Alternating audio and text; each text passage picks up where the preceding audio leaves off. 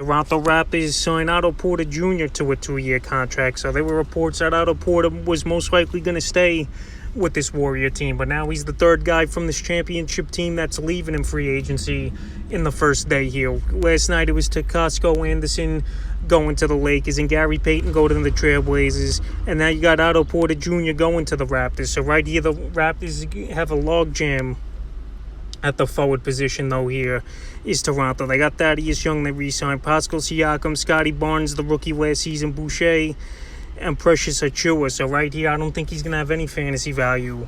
He's Otto Porter Jr., but I think he could be a decent role player off the bench for 15-20 minutes at most here for this Toronto Raptor team, but not enough to garner fantasy value. So last season here for Otto Porter, 8.2 points a game, 5.7 rebounds, 1.5 assists, 1.1 steal a game, 1.3 threes a game, and 46% from the field. So right here, he could have fantasy value, but he's just not a guy right now I'm probably going to target on draft day in my fantasy leagues. And if you want to get him, he's a late round flyer in the last round or two of your fantasy draft. So right here, the Raptors, they're building some depth on the roster, and you can never have enough depth. It's always next man up and a lot of injuries or whatever the case may be throughout a season in the NBA. And I think Otto Porter is a decent signing. So Otto Porter finds a new team for the third time in 3 seasons, and we'll see if he had any good impact with this Toronto Raptor team in the upcoming 22-23 NBA and fantasy basketball season.